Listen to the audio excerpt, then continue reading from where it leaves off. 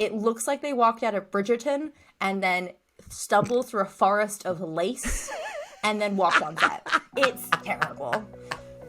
Welcome to Electric Enthusiasm, the podcast where we celebrate unironic enthusiasm. Like me, today's topic has absolutely no chill. I'm Katie Cobalt. Chill is vastly overrated. Who wants to be chill? And I'm Alexander Kjove, and if I had to describe my attitude towards today's topic in one movie title, it would be the movie title Clueless. Hey! So, Alex, despite being clueless about today's topic, do you know how this works? Oh yeah, that I know. That I'm totally clued in about. Here's how it works. In each episode of this podcast, one of us will present a topic that they love, but that the other one knows little to nothing about. And then they will try their damn best to spread that enthusiasm to the other host and to you, the listener. Sometimes we have amazing guests on who are super excited about something that we know nearly nothing about. We also have the moment of meta, where we nerd out about enthusiasm itself and talk about why it matters and how you can live a more enthusiastic life. Because the world needs more enthusiasm. And that's why you should share yours with us on our website, electricenthusiasm.com, or our Instagram, @electricenthusiasm. Tell us what you're excited about these days. You could even plain old send us an email at hello@electricenthusiasm.com. Hey! Okay. Hey. So, today's topic is RRR. Have you even heard of it before? I have no idea what it is. I am prepared, with your permission, to make 3 obviously wrong guesses. I want to hear some obviously wrong guesses. Okay, I thought maybe RRR is internet slang, like BRB or LOL, and it's like RRR is like really, really rough. Katie, how are you feeling today? I'm RRR, really, really rough. Okay. Is that correct? It's potentially correct. What are your other 2 guesses? My second guess is that it's an association for retired UK industrial workers. Specifically, it's the association of Rolls-Royce retirees. Oh. People who used to work for automotive company Rolls-Royce and now no longer do.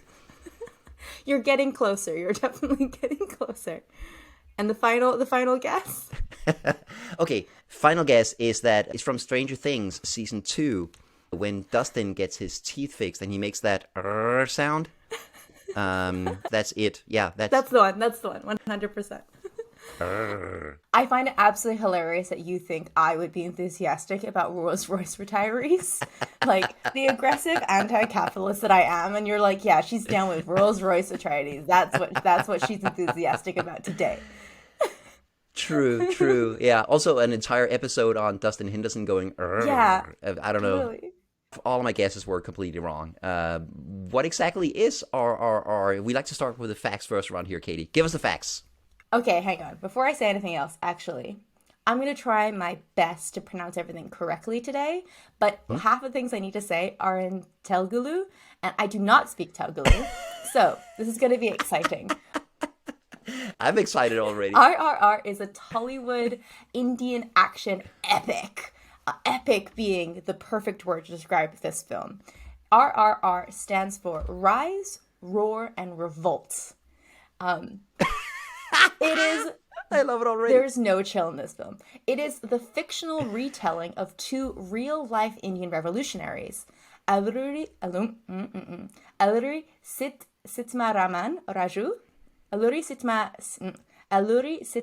I practiced this yesterday so much. Alluri Sitamarama Raju and Komaram Beam. I am so sorry to anyone listening who is from India. I apologize deeply. And it's about their fight against the British Raj. It's set in 1920s Delhi, and it tells the story of these 2 men as they face off against a cartoonishly evil British colonial suppression. I love it already. Can I just back up a little bit? So you said Tollywood. Yes. I know about Hollywood and Bollywood and Nollywood. I gotta add more to that list. Yes. Yes. What the hell is Tollywood? So Bollywood is specifically films that are in Hindi. If an Indian-made film is in Telugu, it is Tollywood. Okay. Did not know that. That's amazing. We'll get onto this later. But if you want to watch this film, it is on Netflix, but unfortunately they only have the Hindi dub. They don't have the original language on Netflix, which is very frustrating. But it means that you can watch the film, which is always excellent. Okay, I'm gonna look it up right now. RRR is also one of the most successful international Tollywood films. It broke the record for the highest opening day earned by an Indian film. The film grossed about 160 million US dollars worldwide, setting several box office records for an Indian film, and it's the second highest grossing film in India. Rotten Tomatoes has ranked it at 91% fresh. Of 56 critics' reviews are positive, and the average rating is around about 8.1 out of 10. This film is like the biggest thing you've never heard of. I promise you. It's just big in a different part of the world. Okay, I just looked it up on Netflix here in Denmark. It's there. I can watch it tonight. And by the way, the tags for it, the Netflix movies have like tags, is explosive, slick, and visually striking. Is that something you can get behind? Those are exactly accurate. 100%. Good job, Netflix. Awesome. Well, I know what I'm doing tonight. I have a little quote for you from a review by Mr. Roger Ebert. I'm going to make you also do the funny names. Oh no. Rajamouli's characteristic focus on maximalist action choreography, overwhelming stunt work and pyrotechnics, and sophisticated computer graphics. Oh yeah. Those are exactly the words I would use to describe this film. Maximalist, pyrotech, overwhelming is a very good word for as well. I love it already. Another thing that I heard on Reddit about this film, it's as if Zack Snyder directed a historical epic cinema drama from Golden Age Hollywood. That's the level of huge we're talking about here. Wow. Are there Zack Snyder like slow-mo sequences? Yes, a lot. Yes. Oh my god, I love those. Okay, so I'm going to talk about 3 aspects of the film that just make me so happy and that make me want to watch this film again and again and again and again. So, awesome. Firstly is the action set pieces. You know me, I'm a Hong Kong girl. I was raised on good fucking kung fu movies, so I love me a good action sequence.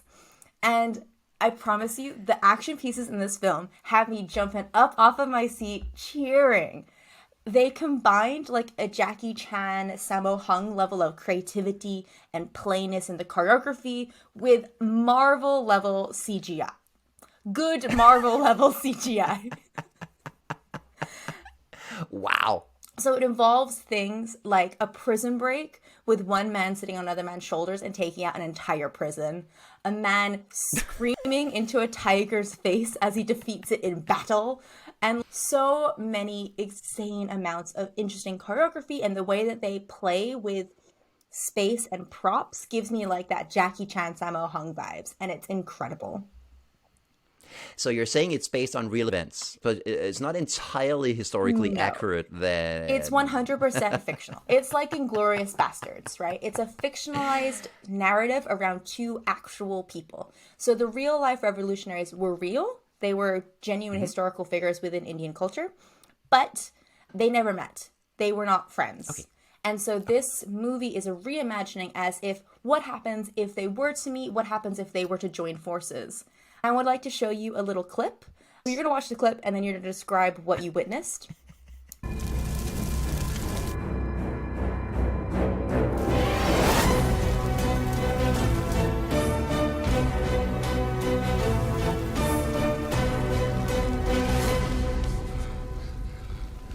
Hey! Hey! Ah! Raju! Akhtar! So what happened in this clip was a lot. These 2 guys are on a bridge. There's a boy below them who needs to be saved below the bridge on a sandbank. And I guess the only reasonable way to do this is for one guy to be on a motorcycle, the other guy on a horse, holding each end of a rope, going towards each other, driving/jumping off the bridge, swinging under the bridge through a fire with a flag, so that one guy can scoop up the kid, and the other guy can then pass him the flag, which he also, by the way, dipped in the water, so it's now wet. So the other guy can wrap himself in the wet flag, so when he swings back through the fire, he's unharmed. Was that a fair summation? And like, I feel like if anyone hasn't seen that clip or hasn't seen that film, you sound like a crazy person right now. And yet, it totally works. It totally absolutely works, and it's so over the top that you just gotta go with it. They sell it. It's not like they do it like 80% or 90%. They do this 200%, and I love it. Exactly. The music is an epic crescendo. Like, there's nothing about anything. Like, the visuals and music, the choreo of the action, everything is too much in the best way possible. Yes. Which reminds us, of course, of another recent movie we covered here on the podcast, Everything, Everywhere, All at Once, which is entirely too much and high energy and over the top, which is why it works. I feel like with something like this, if you go over the top, you have to go all the way over the top. And that scene they fucking did. Is the whole movie like that? 100%. This is not me picking out something. The whole movie is at this level. I am so excited to watch this now. Everything about it is at this level. Every aspect of it, from the way in which the audio is done, the music, even the characterization of the characters themselves. Like, the bad guy isn't just a bad guy, he's cartoonishly evil, and his wife is malicious and awful. There is no redeeming qualities there. There's no shades of gray in the characters here. It's a good guy and a bad guy, and the bad guy is bad. And it's truly, it's everything is too much. There is no chill in this film, and it is delightful because of that. Wow. I want to show you one more. Just watch the shot with the fireworks, and you cannot tell me the CGI team didn't have the best fucking time. Like, they knew what they were doing. Just with the way the fireworks are curling and framing the face of the protagonist.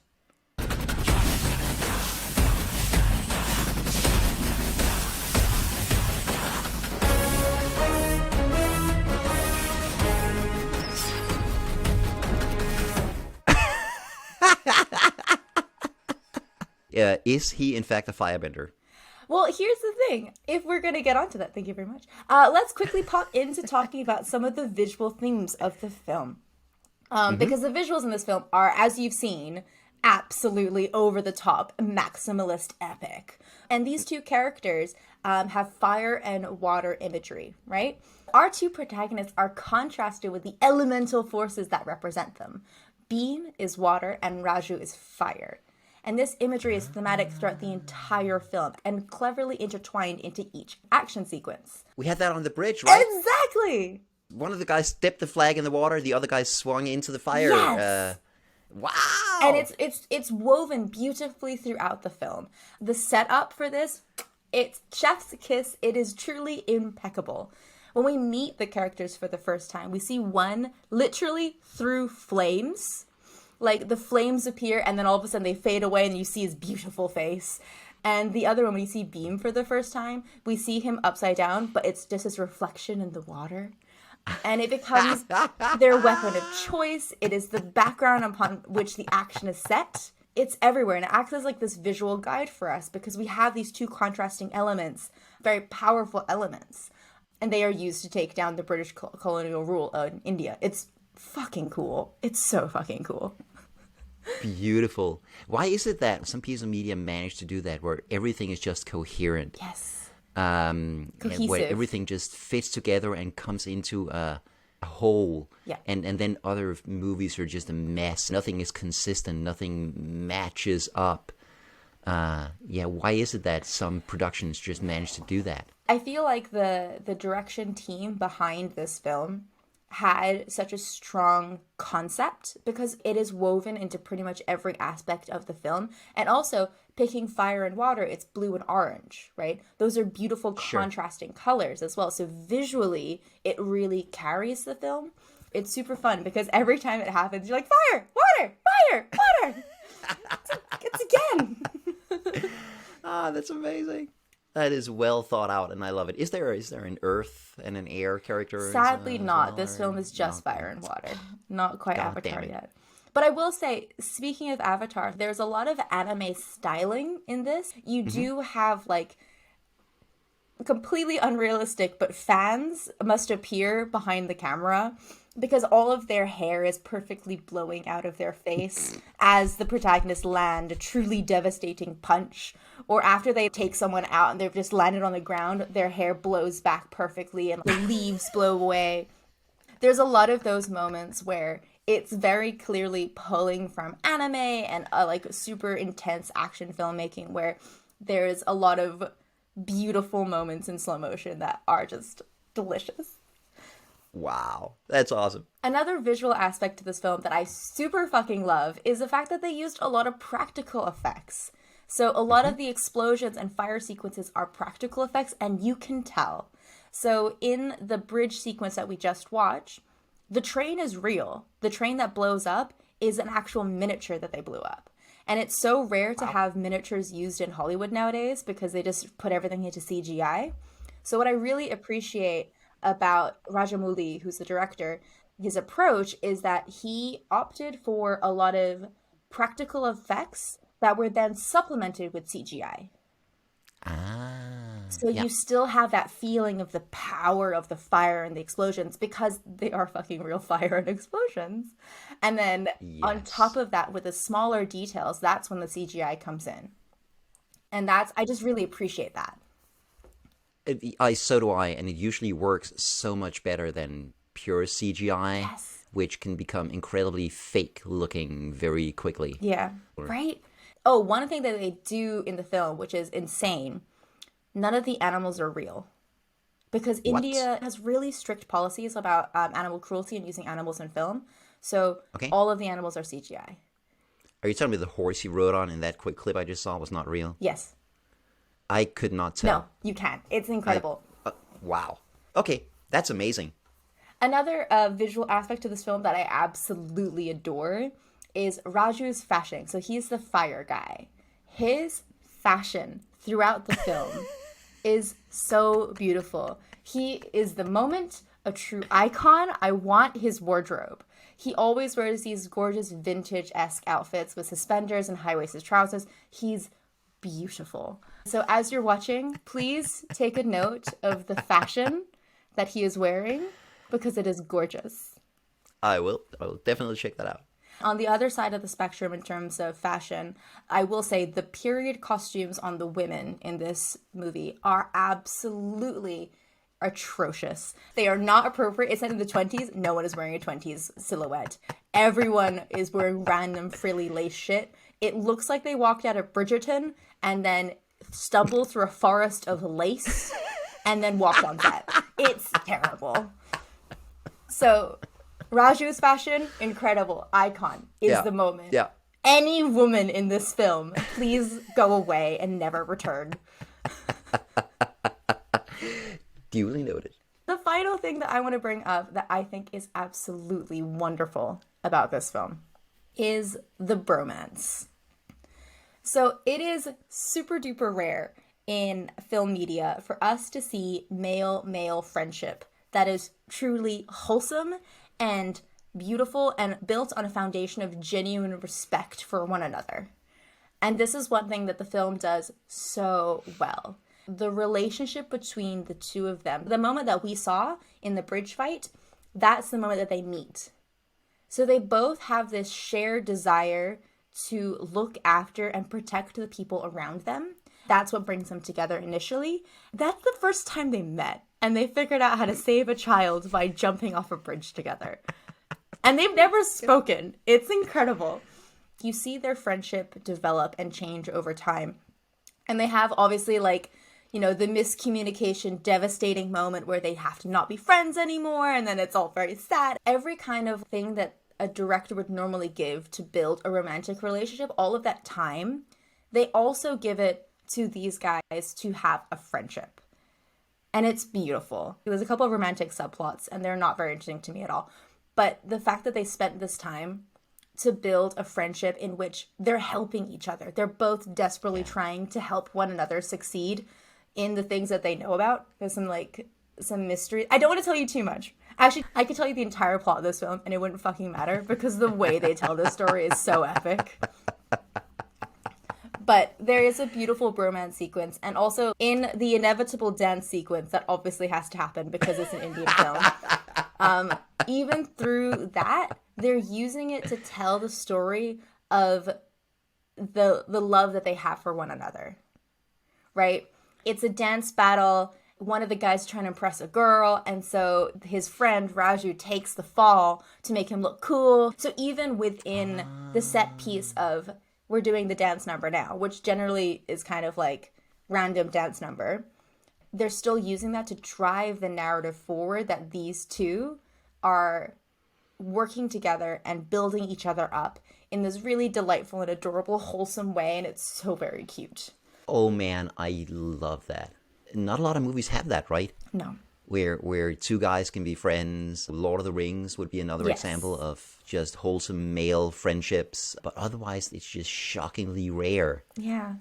So it's just great to see. I also like that they devoted a lot of time in the film to building the friendship. Again, like Lord of the Rings. Because normally if they are established as friends, like the characters are already friends and then you never get to see them becoming friends. Normally that's reserved for the romantic relationship where you observe them becoming girlfriend, boyfriend, or whatever. Good point. And so it's really nice that this film kind of gave space to that and gave time to show us them becoming friends, which is just in a really adorable montage, which I just adore. Which is also obviously over the top and completely ridiculous because it has to be. Of course. I have a question. So I was talking on my vacation last week, I was talking with a guy about movies, and he mentioned another Indian movie. He was like, it was really good. You have to watch it. You should know that it is 4 hours long. I looked it up and it turned out he was wrong. The movie he talked about was actually 5 hours and 20 minutes long. So, Katie, here's my question. How long is RRR? It's only 3 hours. But it is 3 hours. I do appreciate 3 hours is a long time. But you don't feel it. It has a lot of momentum behind it. It's really, really well paced. I didn't actually know it was 3 hours. It was only in researching this podcast that I found out it was 3 hours long. Okay. Because when I was watching it, I had no conception of time. It's got enough building blocks within it. It grows and the story has quite a big arc. So it doesn't feel like 3 hours. And this is coming from someone who I don't like long movies, generally speaking. I'm like, make it a TV series, leave me alone. This was incredible. Like, I didn't feel it at all. But yeah, it was 3 hours long. I was hoping you weren't going to ask me. Hey, at least it's not 5 hours and 20 minutes, right? Yeah, true. How do they do that in India? Do they show the movie with like 4 intermissions and a lunch break? I don't know. I mean, how do they do? I don't know. I have no idea. Yeah. I will say we watched it over dinner, and so I think that also helped because we were eating throughout the film. Probably. Do they kiss at any point? Not the men, but their romantic subplots. Because I heard that in Indian movies they're not allowed to kiss. They can get really close, and then they can break into song or dance. I honestly can't remember. Okay. Also, who cares, right? There is also like the classic at the end credits. They do have the classic Bollywood, Tollywood fourth wall breaking song and dance number where everybody gets to dance together, which is super cool. They also obviously have the dance number in the middle, which honestly, fire. As someone who loves dance, oh my god, it was so much fun to watch. It was so good. My only sad thing is that it's set in the British Raj's like garden party. So you have your two protagonists who are Indian and then everybody else is like British. And part of me just is a bit sad because I'm like, I want to see a room full of Indian people bust in a move. But then I get that in the end credits, so it's fine. Got it. Everyone in the film did a great job of the dancing. It was very well done. Speaking of the bromance and the relationships within the film, I should say that with every good friendship, relationship, there has to be the betrayal. There has to be the moment where someone realizes something about the other and it's a heartbreaking moment. I will say, with this film, because it is too much in every regard of the word too much, this moment in the film is too much. And it is pretty violent and kind of gory. So I think that's just like a good warning that this is a maximalist film dedicated to having no chill. So in every meaning of the word, so like the joyful moments are the most joyful moments. the intensely dramatic moments are the most intensely dramatic moments. And then, like, the bits where it's going to get a bit violent, it's going to be really gross. That's something to bear in mind. If you were a bit of a squishy marshmallow, that sequence in particular, after the betrayal, that's not a particularly fun sequence. Alrighty. I'll watch out for that. I also feel like now that I've said that, you're going to watch and be like, Katie, that wasn't a big deal. We'll see. It just sounds amazing. What was the title? Revolt, Riot? Yeah, Rise, Revolt, Riot. Roar, Revolt. Rise, Roar, Revolt. Yeah. I love that. Just that. It is an incredible epic film. And, like, I can't wait for you to see it because I want to talk to you about the end sequence, the final battle. But also, I don't want to tell you shit about it. I knew about the bridge sequence before I went in, but I don't want you to go in with any more information than that. And I think you should just go watch it. And then we'll follow up in our next episode because I'm watching this tonight. I'm not even kidding. It sounds freaking amazing. So the reasons why you love this was the insane visuals, the incredible action set pieces, and the bromance. The bromance. Love a bit of bromance. Yes, I completely agree. So yeah, that's why I picked this film. The other reason I picked this film is because it feels like us. Mm-hmm. Right? We are a little bit too much, a little bit over the top, a little bit maximalistic, I would argue, in our exuberance. And this film, for me, felt like something that's so easy to be enthusiastic about. It felt easy to connect with this film on that level because it is ridiculous in the same way that we are ridiculous. And I think halfway through watching this, I was like, I need to tell Alex about this film. He is gonna fucking love it. I'm pretty sure I am. And also, can I just remind you that we are not too much. We are the perfect amount of much. As you said in one of our very first episodes, and I still remind myself of that. Yeah. It sounds amazing. You want to hear what I think of it? Yes. Alex, tell me, what do you think about RRR? I haven't even seen it, and I love it already. Just the fact that it's anti-colonialist, I think that's fantastic. And the whole over-the-top thing, those movies that are not afraid to do it, Everything Everywhere All at Once, Mad Max Fury Road, and apparently this one, that work because they're not like partly over the top, they are entirely too much and way over the top. I love those movies. Those movies with the crazy energy and the no chill and an actual fight over a butt plug, as in some cases, Jackie Chan style fight to see who can first insert a butt plug up their butt. Those movies are amazing, and more movies should be like that. Yes, I will say it was absolutely hilarious. As somebody from Hong Kong, which was a British colony, sitting in my British friend's home, surrounded by British people, watching, like, every single British person on screen, bar one, is deliciously evil, and just sitting there being like, yeah, fuck you guys, and then watching them all, like, get murdered. It was just, something about it was really funny. Like, I understand that amazing. You're probably not going to watch it surrounded by English people, but it is really funny to watch it surrounded by English people.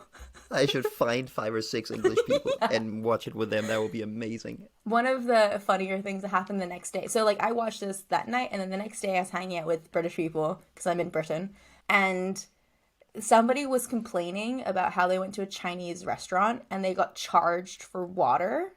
And they were complaining about it. And I was just like, you guys, like, got our entire country hooked on opium and stole an island and subjugated the island for, like, hundreds of years. So I think of this as reparations. Yeah. You can pay for your fucking water. I probably wouldn't have said that if I hadn't watched RRR the night before and I was feeling a little bit, like, anti-colonial. But my God, it was very funny to watch that British person be like, oh, yeah, no, that's fair. Yeah, I should pay for water. Cool. Katie, where should a person go to learn more about RRR? So I'm going to put 3 links into our show notes. The first is to the trailer. Watch the trailer. I mean, you don't need to. Just go watch the film. I'll put the movie review, and also I will put the VFX artist react to the film. I'd recommend watching that actually after the film, so you don't have too many spoilers. But it's on Netflix. I'm pretty sure it's on global Netflix. There's not been a Netflix I've checked yet that it's not been on. So go check out the film yourself. If you have the ability, if you have a projector or a big screen with like a good sound system, this is the time to bust that out. This is not one of those films you want to watch on your phone in bed. Got it. Yeah.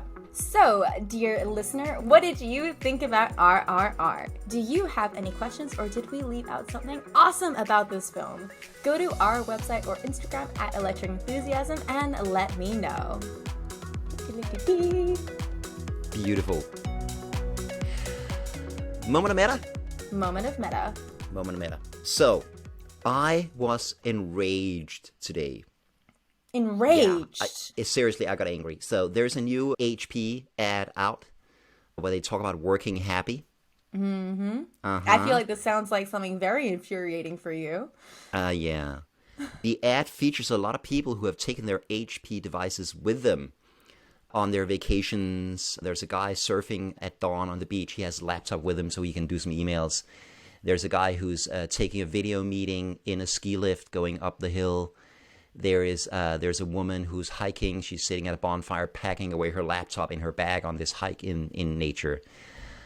Yeah, that is HP's vision of working happy. Gross. Is that you can take your work with you anywhere.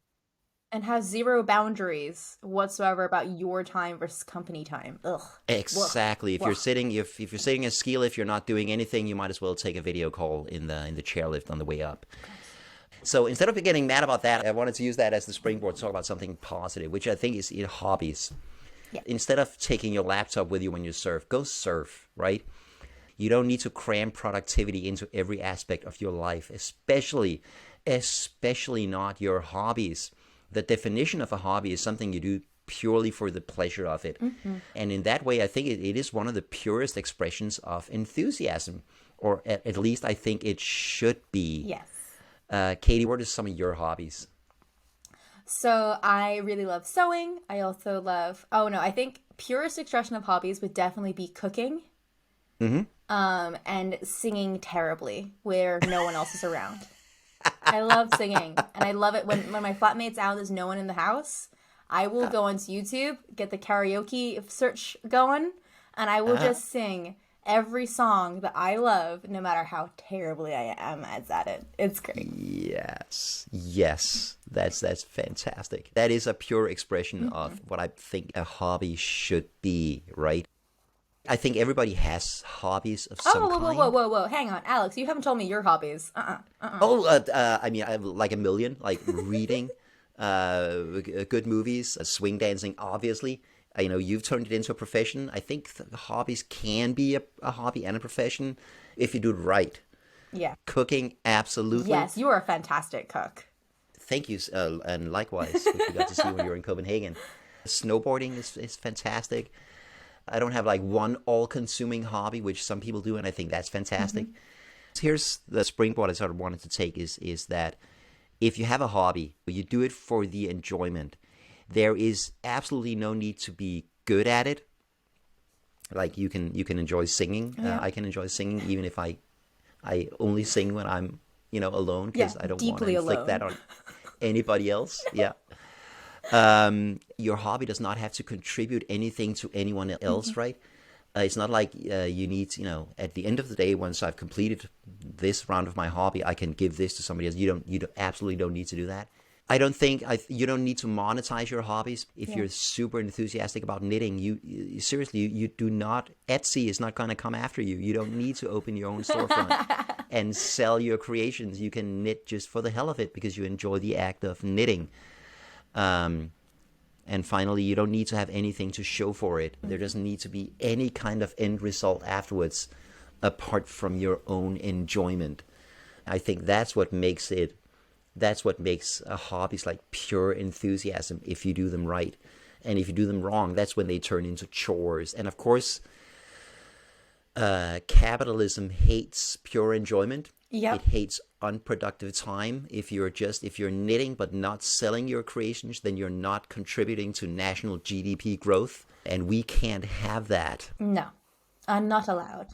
That is not allowed. And imagine also if your phone was off and you were not responding to emails while you were knitting and nobody in the company could bug you and interrupt you in the middle of your knitting, right? How terrible would that be? Any other thoughts on how to hobby enthusiastically? I mean, I feel bad because I turn most of my hobbies into a way to make money, mostly because I don't like having stuff. Yeah. And so I either give things away or I ask people to pay for the cost of stuff. I want to make things. I like the process of making things. So food is great because you eat it and then it's gone. Yeah. But I like sewing and painting. And I want to sew more things 'cause I love sewing things. But now I don't need more clothes. I'm good. I have too many clothes already. So what am I going to do? I can make clothes for people. And then now it's your problem. Please take it away from me. That's a good point. That's actually a point in favor of the hobbies that don't leave you with stuff. Yeah. This is why I'm like pro cooking, pro consumable objects at the end of the project. Exactly. Maybe in a later episode we'll talk about if you monetize a hobby, how do you do it without losing your enthusiasm for it? I'm very good at that. I'm a great example for that because I've monetized everything and I still love everything. Oh, that's so cool. I have a very specific path that I take. I'll do Moment of Meta next week and I'll do that. Yes. Excellent. Cool. Very good. That was my suggestion for a moment of meta. I love it. How to hobby enthusiastically. Nice. Yeah. In the darkest wilderness of the world of podcasts, there are countless, endless narrow roads you can walk down. But you have chosen to walk down the lightest road. The road that brings you joy and enthusiasm and excitement. Do not walk this road alone, my friend. Bring someone with you. Find a friend to walk down this road of lightness in the dark forest of podcasts and tell them about Electric Enthusiasm, a joyful podcast that they will love. Okay, thanks, bye!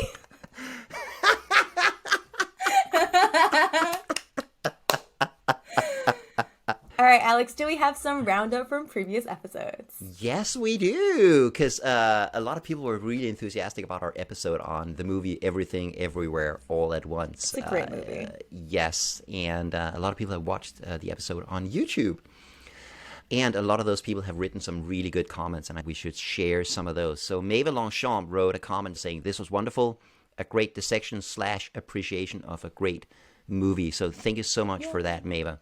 The next comment was also really cool. Could you read that one, Katie? From Wolfell, the movie was fantastic and touched me deeply. It captured so many aspects of growing up in CA with Chinese parents. The thing that touched me most is the deep meditation on Buddhism. Thank you very much. I agree. For somebody who grew up with Chinese parents, this is a deep cut, this film. I love the next comment from Michael Greger saying, "Evelyn recalled Rakakuni. So when her mind fractured, she went into all the possible universes and found the universe where the movie was true, but with a raccoon. If she had thought it was a rat, she would have found the universe where it was a rat. This is really clever on several levels, embracing infinite possibility in chaos and entropy, and acknowledging quantum mechanics, where the observers have a tendency to find what they're looking for, where there are multiple possibilities." So she had previously made the mistake of calling the movie Rakakuni. So, of course, she goes to the universe where she's right about that mistake. That's so cool. I had not caught that. That's a great interpretation of that moment.